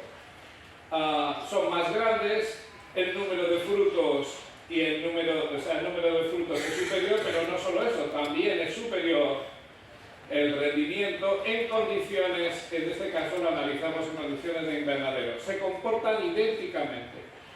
Plantas regadas con filtrados crudos de cultivos fúngicos que plantas regadas con destilados de esos extractos. En todo caso, los compuestos volátiles, que es lo único que se le añade aquí, lo que hacen es estimular la producción de plantas, de frutos de pimiento y, como pueden observar aquí, también el desarrollo radicular. Esta es una información muy importante porque puede explicar precisamente el hecho de que estas plantas tratadas con estos extractos crezcan más, sean más resistentes o sean más tolerantes a estrés hídrico y produzcan más frutos en esas condiciones. La pregunta es, y bueno, ¿cómo podemos explicar que estas plantas sean tan generosas, ¿no? Que produzcan tanto?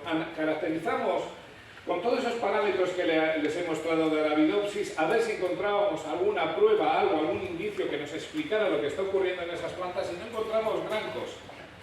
Fue ahí cuando se nos ocurrió analizar, veíamos que esas raíces eran mucho más grandes que las raíces control y dijimos, ¿y no estará la respuesta en los microorganismos que están en el suelo? ¿De acuerdo? Y entonces lo que hicimos fue caracterizar lo que se llama microbiota del suelo.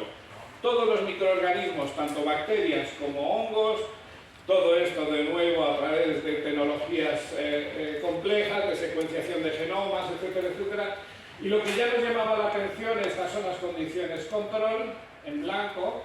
Aquí lo que hacíamos es ver la microbiota en plantas que habían, en el suelo de plantas que habían sido regadas con filtrados, CF o destilados de estas especies, y ya veíamos algunas diferencias. Por ejemplo, esto de acá, comparado al control, había unas clases, estos son clases, y las mismas las observábamos cuando regábamos con destilados. Cuando ya íbamos a nivel de especie, veíamos que curiosamente una especie beneficiosa para las plantas como Pseudomonas mediterránea, esta es la cantidad de bacteria que había en el suelo en condiciones control, y observen esto, el incremento enorme tanto con filtrados como con destilados de esta especie bacteriana. Esto ocurría con muchas otras especies bacterianas, todas ellas beneficiosas para la planta. Con lo cual esto nos estaba indicando que probablemente la respuesta de la planta, buena de la planta, a estos volátiles y extractos fúngicos era debido a la estimulación de la microbiota beneficiosa. Lo mismo ocurría cuando, en vez de analizamos las poblaciones de hongos. De nuevo veíamos un incremento de especies, como pueda ser Geotrichum candidum, por ejemplo, o Candida subhashi. Todas estas especies son especies beneficiosas. Esta es particularmente llamativa, dado que Geotrichum candidum tenía entre un 1,2% o 2% de la población en condiciones control, y podíamos llegar hasta el 35%, eso es una salvajada. El 35% de la biomasa microbiana que encontrábamos en el suelo era debido a esta especie que prácticamente no estaba representada. ¿Qué es lo que nos está diciendo esto? Pues que los compuestos, la microbiota del suelo responde a sustancias producidas precisamente por los microorganismos. y que los cambios que hemos visto en la microbiota del suelo probablemente están implicados en esa respuesta que tiene la planta. La planta produce mucho más, es más tolerante a estrés hídrico, etcétera, etcétera, probablemente porque se ha favorecido estas poblaciones. Estas son las conclusiones, los filtrados de cultivos de hongos beneficiosos y fitopatógenos pueden ser utilizados como bioestimulantes, es decir, no solamente que van a crecer más, las plantas van a producir, sino que además con menos inputs, menos nutrientes, menos fertilizantes, menos agua, que producen más estas plantas. Y que gran parte de esa respuesta que observamos en las plantas tratadas con nuestros extractos es debido a compuestos volátiles. Y termino esta charla, esta presentación, con la primera diapositiva que os presenté al principio, agradecido por su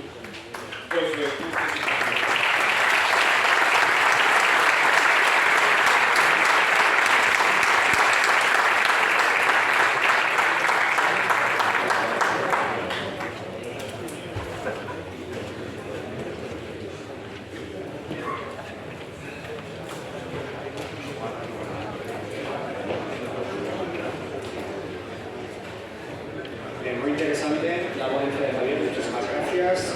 Como andamos un poquito justos de tiempo, todas las preguntas que quieran formular a los ponentes podrán hacerlas después en el almuerzo que hay tras esta jornada.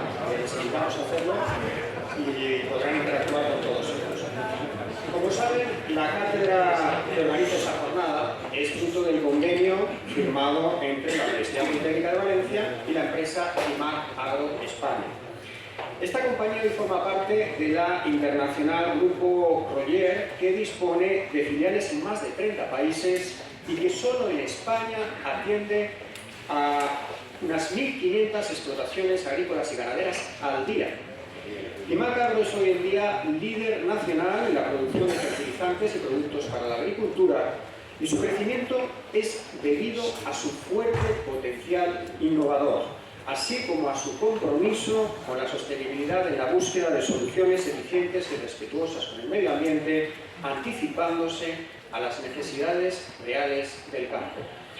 La siguiente ponente es doña Berta Rodríguez Campins. Ella es actualmente la responsable de la planta de producción de microorganismos y laboratorio de sanidad vegetal de Timac Agro en Sevilla. Esta actividad la compagina con la evaluación de proyectos de I+D para el Consejo Europeo de Innovación y para la Agencia Ejecutiva de las PYME. Todo esto le permite, evidentemente, tener una visión actualizada en tendencias e innovaciones.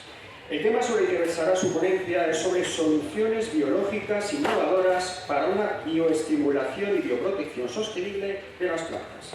Damos la bienvenida a doña Berta Rodríguez Campins.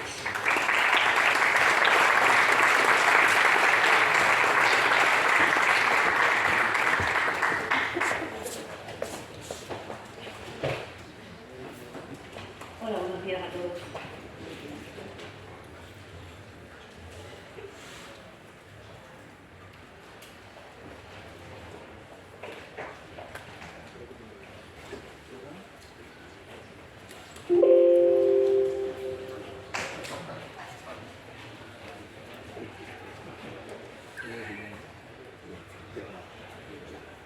Hola, buenos días a todos. ¿Presente?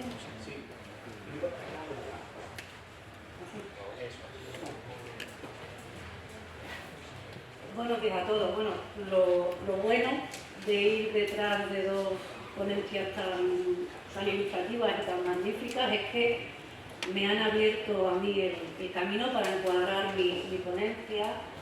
Mi charla versa sobre soluciones innovadoras para una bioestimulación y bioprotección sostenible.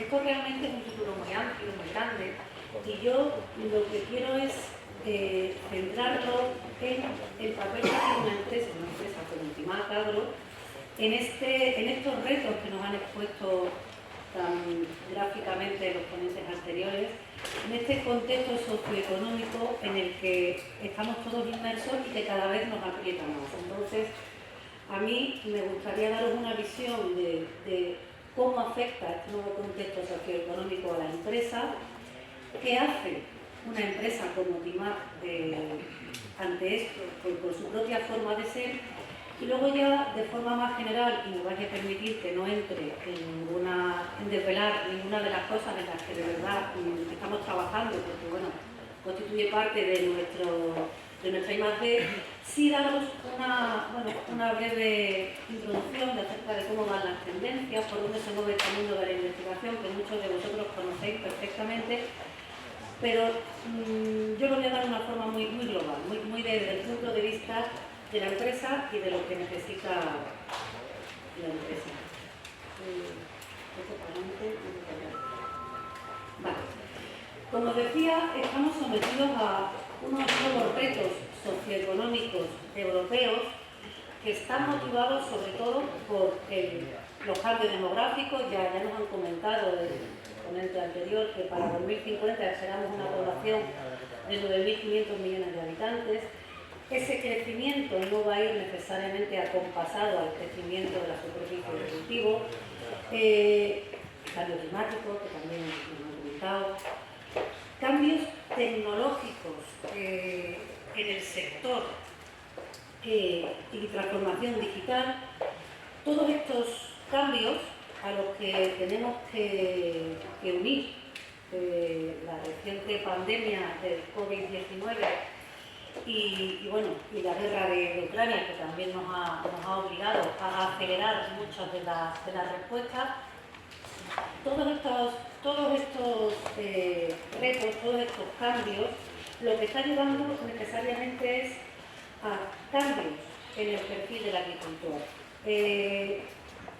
Estos retos han hecho que estos compromisos que teníamos en el Pacto Verde, que todos estos acuerdos que teníamos ya impuestos y promovidos desde Europa, entre ellos la estrategia de la granja a la mesa, hace que cada vez sea más urgente de implementar y necesitan más herramientas con las que trabajar. Esto se dice fácil, pero se hace difícil, especialmente a nivel de empresa, que tenemos que dar respuestas rápidas, porque el agricultor ha cambiado, como os he dicho, el perfil. El agricultor ahora mismo está recibiendo un montón de demandas a las que también tiene que dar respuestas. Evidentemente, estos retos también afectan a la agricultura española, que no vamos a hacer nosotros menos ni muchísimo menos. Y además, a nosotros se nos ha unido la crisis de la materia prima y este tema de las zonas vulnerables. Es decir, estamos ahora mismo en una especie de dilema en la que tenemos que actuar y actuar rápido.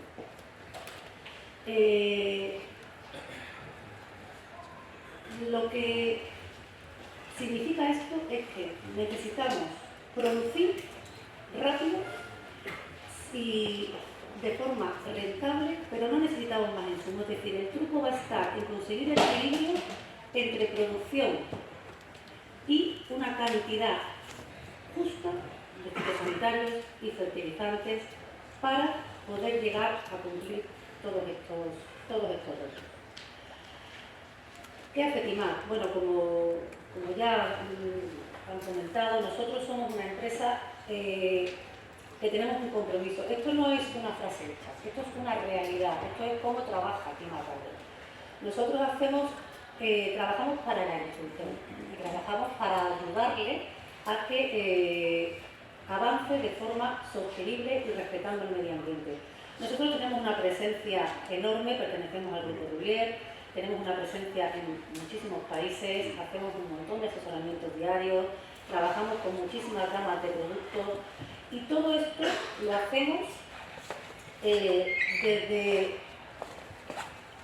teniendo en cuenta estos pilares, estas perspectivas. Nosotros trabajamos con la gente y trabajamos con la innovación, siempre porque queremos dar respuestas. La hemos dado antes y ahora que estamos en esta situación de que la sostenibilidad es vital, la estamos dando.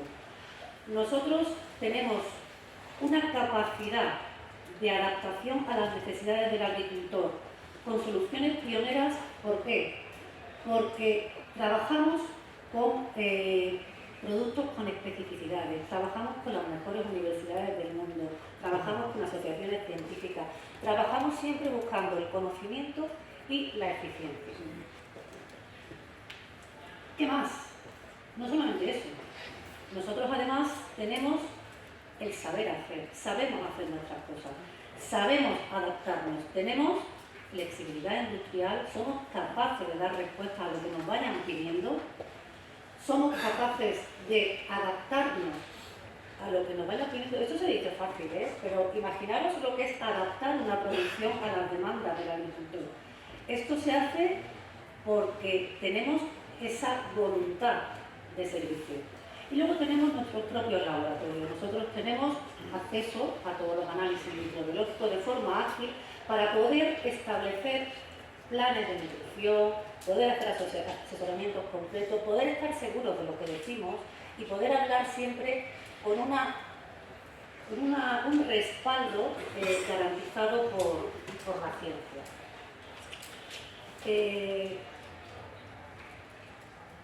Hasta ahora, nosotros en Timar llevamos mucho tiempo, como he dicho, trabajando de forma con productos sostenibles. Nosotros, aquí os presento, esto es un ejemplo, ¿vale? Esto no me voy a dedicar a explicar todos los productos de Timar, pero sí quiero hacer referencia a que nuestra vocación, más alto, a que nuestra vocación de innovadores y de sostenibles viene de lejos. O sea, Timar tiene en su ADN esta forma de trabajo. Nosotros, para nosotros el tema de la sostenibilidad no es una moda, y tenemos claro que nosotros al futuro vamos de la mano de esta tendencia.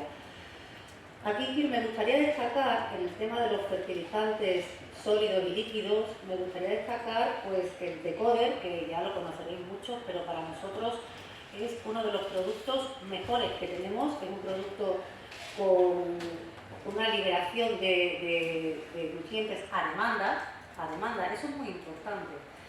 Es el único fertilizante que actúa a demanda de la planta, con una especificidad que permite lo que se llama, bueno, llamamos las quimioconversaciones, ¿no? Permite que la planta y la demanda y las sustancias que se liberan estén hablando para saber lo que tiene que hacer.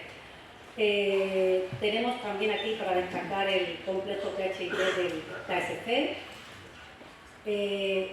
Todos nuestros productos se han probado con ensayos oficiales, todos, absolutamente todos. En este tema de los fertilizantes, aquí tenéis que en todos los casos la biofertilización aumentó la producción y mejoró todos los parámetros de fotosíntesis y de estrés. E igualmente, también tenemos una gama de bioestimulación y de productos de base biológica que constituyen el inicio nuestro en el tema de los microorganismos, ¿vale? Aquí vamos a destacar el Supractil y el Vitalfit, que son productos maravillosos, con una especificidad protegida, patentada, que trabaja para mejorar el estrés y inducir las defensas de la planta. Y luego, los productos que están basados en microorganismos, el Emeoro, el Provital y el Trusal. Son productos que conforman lo que nosotros llamamos nuestro sistema FIS, ¿vale? El control integrado del suelo, porque ya trabajamos aquí con microorganismos. Nosotros nos dimos cuenta que debíamos avanzar un paso más, que este tema de la sostenibilidad iba de la mano de los microorganismos, como ya nos ha explicado el profesor Cruzeta, que todo iba de esa mano, y decidimos apostar por productos con cepas y combinaciones de cepas, tanto bacterianas como de hongos, como perritas, que estuvieran seleccionadas en base a características especiales y al modo de acción especial que hacen en el suelo. Como comentaré luego, el tema del modo de acción es fundamental en el desarrollo de productos, ¿vale? Porque no solamente hace falta contar con microorganismos, sino saber cómo trabajan para poder manejarlos. El manejo es un manejo como el que maneja una granja. Esto hay que manejarlo, ¿vale? En este caso, hicimos igual, todo está aprobado, todo está avalado. Nosotros no tenemos problemas en salir a la calle con datos concretos. Y en el caso de los microorganismos, aquí nosotros le llamamos el sistema GIS. Nosotros aquí trabajamos integrando la aplicación de determinados microorganismos de forma que podamos conseguir una máxima eficiencia. Es decir, usamos potenciadores orgánicos, usamos biofertilizantes microbianos, el Provital con bacterias PGPR, potenciadores biológicos con micorrizas y combinaciones de bacterias, y nuestro fungicida biológico con 2 cepas de tricoderma. ¿Qué conseguimos? ¿Qué conseguimos con esta combinación, con esta estrategia y con esta forma de trabajo basándonos ya en productos biológicos? Conseguimos usar esta biofertilización como una herramienta para lograr producciones de más calidad, de más eficiencia y más sostenibles. Pero claro, esto que aquí está explicado, como yo añado Provital, añado Crusal, añado Neoro, añado Rezor, esto implica muchas cosas. Implica que hay que saber qué estamos haciendo. Implica que la investigación ha de ser imprescindible. Implica que tenemos que conocer qué efectos realiza cada microorganismo, cómo se comportan, qué concentraciones, cómo aplicarlos, cuándo aplicarlos, si combinarlos, el concepto que le llamamos nosotros de supermicroorganismo, en definitiva, implica poner el foco en el modo de acción. Porque si yo sé cómo trabajan las cosas, yo sabré siempre cómo aplicarlas en las mejores de las circunstancias. Es decir, necesitamos conocer. Y eso es lo que hacemos nosotros. Nosotros hemos aplicado I+D+I para seleccionar las mejores cepas, aplicamos I+D+I para producir, para poder fabricar, para poder trabajar en las mejores condiciones. Pero claro, hay que ir más allá. Hay que ir más allá. Esto que hacemos está muy bien, pero estamos en otro contexto donde la investigación, conceptos como microorganismos, microbioma, otras soluciones como las que nos ha presentado el profesor Cozueta, y un laboratorio hace que si nosotros somos capaces de aunar esta forma de trabajo, esta aproximación al trabajo diario, podamos conseguir unas gamas de productos con tecnología de vanguardia y poder llevar a cabo de forma efectiva el binomio sostenibilidad y eficiencia. Con eso nosotros tenemos el tándem ganador, y eso es lo que nos mueve a nosotros a cambiar las cosas. Palabras que ya las conocéis la mayoría, pero que son palabras que normalmente las usamos de forma aislada, pero que es parte de un todo. Biofertilización, bioestimulación, biocontrol, sanidad vegetal, control de patógenos, microbioma, modo de acción. Todas estas palabras no son conceptos sueltos, están todos unidos y son todos parte de esta nueva aproximación a esta agricultura de sostenibilidad, porque si no las unimos, al final vamos a seguir trabajando de forma aislada y no con este concepto que yo decía antes de unir, de saber para qué se usa, cómo se usa y cuándo tenemos que usarlo. Es decir, en Timac Agro nos damos cuenta que estamos en una revolución, ya lo he dicho antes, sabemos que estamos en otro sitio, no podemos estar como estábamos antes, y lo sabemos. Estamos en un cambio de paradigma donde la salud vegetal y la sostenibilidad es un concepto que abarca todo, holístico, o sea, no podemos separarlo. Pero en Timac ese concepto lo basamos en 4 pilares: conocimiento de los microorganismos, por ejemplo, de cómo trabajan, de cómo aplicarlos, vanguardia, con las mejores tecnologías. Hay que trabajar siempre con lo último, con las mejores tecnologías. En este caso, las herramientas biotecnológicas nos acompañan, uniendo además todas las técnicas de inteligencia artificial e Internet de las cosas que ya hemos visto, nos han explicado en la ponencia primera, que es fundamental para poder evaluar cómo funciona un cultivo. Pero con todo esto, nosotros aplicamos un concepto más, que es la innovación. La innovación, ya os digo que todo el mundo habla, de innovación, soluciones innovadoras, todo el mundo es innovador, todas las empresas son innovadoras, pero para de verdad poder decir que estamos en un concepto que integra conocimiento, vanguardia e innovación, tenemos que unir la palabra empresa.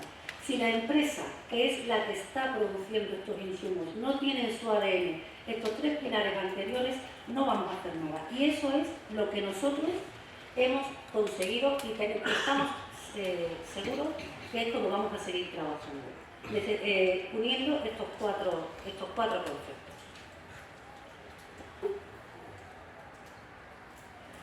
¿Y ahora qué?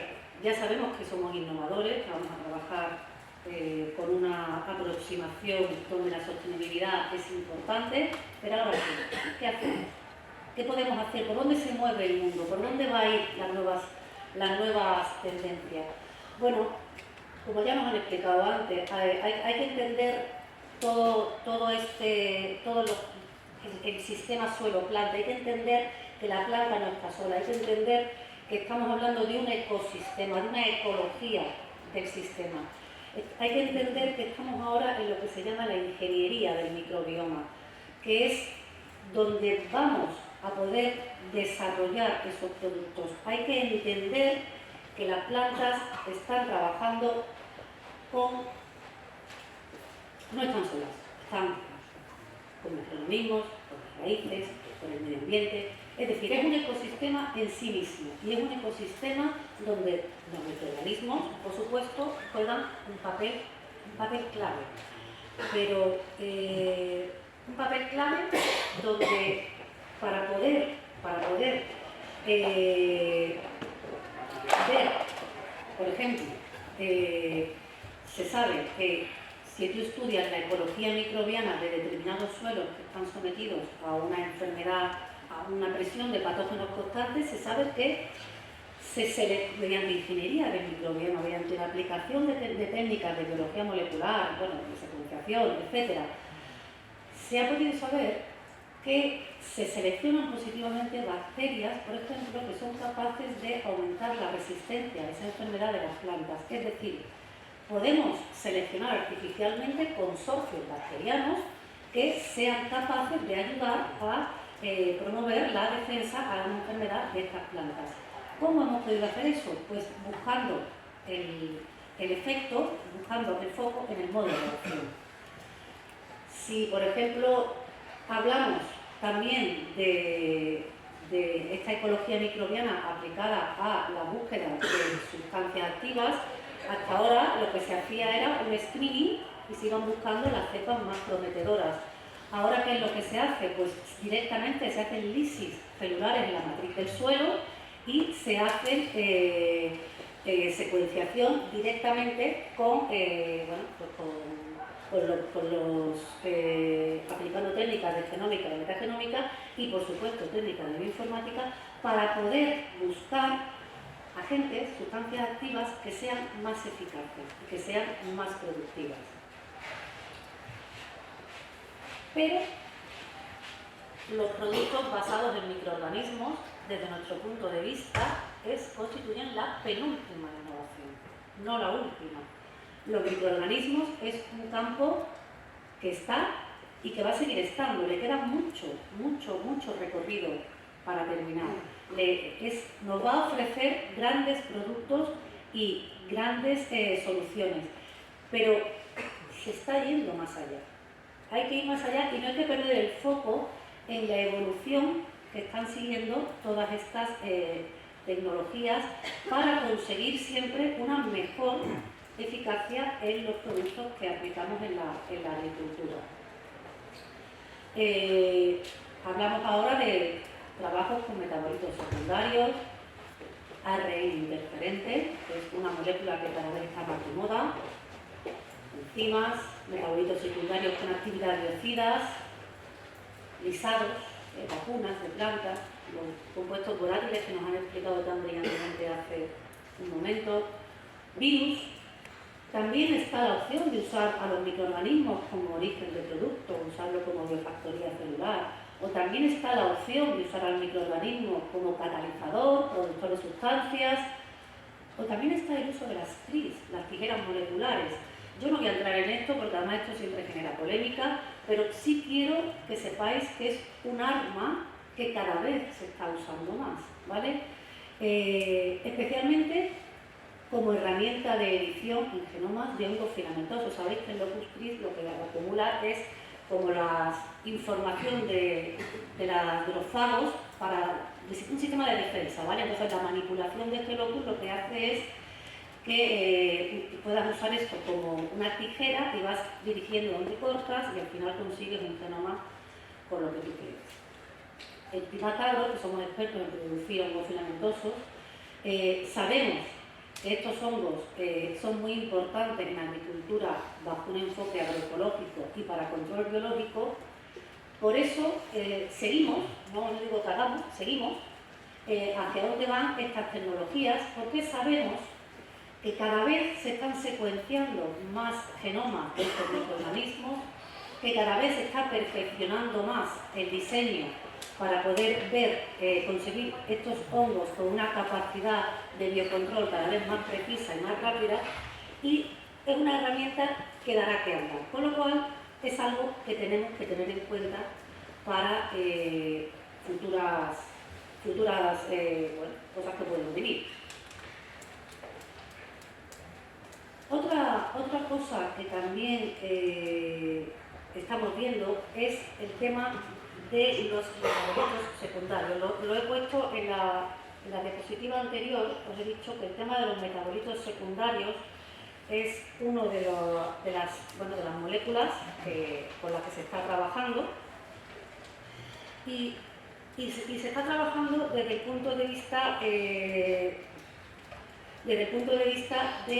hacer metabolitos con actividad biocida. Sabéis que en el tema de los productos basados para biocontrol, el modo de acción de los productos basados en biocontrol y basados en microorganismos siempre ha sido inducción de resistencias, competencia, hiperparasitismo o antibiosis, pero ahora se ha visto que los metabolitos secundarios que se producen cuando se está fabricando el producto pueden ser mayores, de hecho son mayores, que los que se producen cuando se aplica el producto in situ. De esta forma, si estos metabolitos podemos averiguar que tienen actividad antimicrobiana, podemos añadirlo al producto con la célula viva o muerta y podemos conseguir productos que sean más eficaces. Entonces, esta es una de las tendencias con las que se está empezando a trabajar, porque el tema de los metabolitos secundarios cada vez está demostrando que es más importante. Es decir, si os vais dando cuenta, tal como he dicho antes, no solamente estamos hablando ya de la célula microbiana, sino ya nos estamos yendo a la molécula. Es decir, esta era del microbioma, esta ecología microbiana donde los modos de acción son cada vez más complejos, son cada vez más, más entrelazados, ¿no? Están todos más relacionados. Lo que nos está haciendo ver es que tenemos que poner el foco en el modo de acción y los modos de acción mixtos. Es decir, yo sé que un producto basado en microorganismos hace ciertas cosas, competencia, antibiosis, etcétera, pero además sé que los metabolitos secundarios pueden potenciar esto, es decir, puedo combinar dos modos de acción. Todo esto teniendo en cuenta siempre que estamos en una pirámide totalmente interrelacionada. Esto que nos va a permitir, ya nos lo ha explicado antes el profesor Profeta, nos va a permitir tener un análisis funcional, es decir, poder analizar cómo está nuestro microbioma desde un punto de vista prebiótico, es decir, podemos ver qué hay ahora, podemos elegir cepas o sustancias ayudantes que no tengan propiedades de biocontrol por sí mismas, pero que pueden ayudar a que la actividad del producto final sea mayor. Podemos diseñar microbiomas, podemos diseñar, ¿por qué no? ¿Por qué no podemos diseñar a la carta? ¿Por qué no podemos llegar a tener unas composiciones, unas agrupaciones de cepas que combinen varios modos de acción según nuestras necesidades? Pero para eso necesitamos, evidentemente, ayuda de la tecnología, la biología computacional, la inteligencia artificial, el Big Data. Eso es algo que ahora mismo es fundamental para poder seguir avanzando en toda esta implementación de la biotecnología.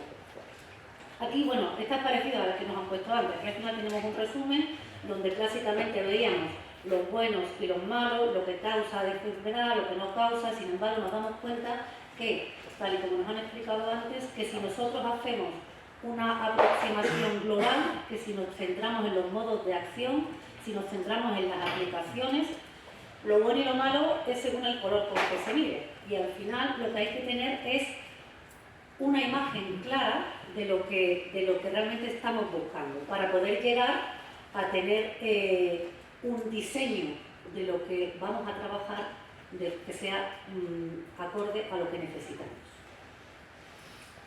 Pero hay más cosas,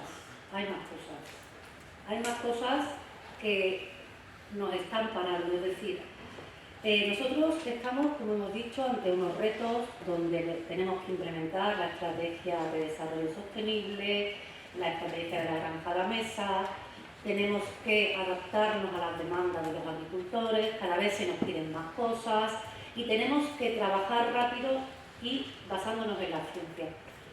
Pero llega un momento en el que cuando vamos a salir a la calle tenemos que aprobar nuestros productos. Y para aprobar nuestros productos tenemos que ir a los regulatorios. Y en ese momento es cuando la ciencia se ve siempre parada. Se trata la biología como si fuera química, hay una creencia de percepciones de riesgo, hay una creencia importante de que todo puede ser malo. Si sabéis, la estrategia de la granja a la mesa lo que nos pide es que para el 2030 reduzcamos al 50% no la cantidad de pesticidas, sino el impacto. Sabéis que esto se mide por unos índices armonizados de impacto, entonces lo que nos piden es reducir a la mitad ese impacto. Pero para eso tenemos que poder ser evaluados con criterios proporcionales a lo que estamos haciendo. Y ahí es donde estamos nosotros ahora mismo, es decir, estamos en esta maraña donde nosotros y todas las empresas, no nosotros solos, donde tenemos que trabajar con muchas guías que evalúan procesos y procedimientos científicos con unos criterios que no están adecuados a lo que estamos haciendo, con mucha burocracia, con muchos requerimientos de datos. Y al final, todo nosotros estamos aquí, en estas bolitas, pero para poder llegar a implantar todo esto, necesitamos que nos aceleren, que nos evalúen de acuerdo a lo que estamos haciendo, porque si no, al final, lo que estamos siempre es en un punto de no retorno. Siempre estamos en la historia en términos. Siempre estamos dando datos y nos están pidiendo datos. De hecho, la última noticia que hay es que no va a haber ningún producto de biocontrol aprobado antes de 2030, nuevo. Es decir, estamos en una situación en la que estamos hablando de soluciones innovadoras para la biofertilización y para la bioprotección, y por otro lado tenemos una pared que nos está impidiendo acelerar toda esta implantación. ¿Qué podemos hacer? Pues bueno, pues seguimos trabajando con moléculas que parece ser que van a tener un regulatorio más rápido, parece ser. Tecnología enzimática, biología sintética, ya hay empresas que están haciendo biopesticidas con biología sintética, hacer plataformas tecnológicas para tener siempre un screening rápido. Bueno, habrá que hacer cosas para intentar solventar estos regulatorios que nos está parando en todo.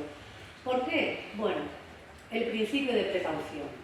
nosotros tenemos uno de los regulatorios en Europa más exigentes del mundo, más seguros del mundo, pero más lentos del mundo. Es decir, todo lo que salga aquí aprobado y aprobado en un ministerio, con un sello, digamos, del ministerio, es un producto comprobado, seguro, eficaz. Podemos demostrar cada una de las cosas que decimos, porque hemos pasado ese proceso que os he contado y sabemos que cumplimos todas las expectativas. Sin embargo, seguimos yendo lento. Es un mercado, fijaros, esto es un apunte, ¿eh? Es un mercado en crecimiento, es un mercado que está por explotar y que no lo hace porque tiene ese lastre todavía. Ahora mismo, de las 115 microorganismos que están en Europa, hay 69 que están aprobados, 19 que no han sido aprobados y 27 que están pendientes de evaluación. Eso es las soluciones que tenemos ahora basadas en microorganismos para control biológico que nos permite la Unión Europea. De esos 69 aprobados, 19 han sido declarados de bajo riesgo y 50 no.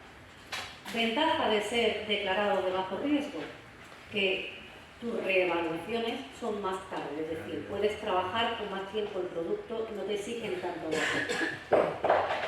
De todos estos microorganismos, pues la mayoría son fungicidas, seguido de insecticidas, nematicidas, herbicidas y por último, bactericidas. ¿Por qué no tenemos más? No podemos tener más. Estos son los retos que se quedan todavía pendientes de resolver. Es decir, todavía tenemos que resolver para poder avanzar en el tema del biocontrol y en otros muchos, pero en este específicamente, el tema de cómo solventar las evaluaciones de metabolitos secundarios, riesgo, transferencia genética, ecotoxicología, los riesgos en las superficies de las aguas superficiales, los riesgos en la superficie terrestre.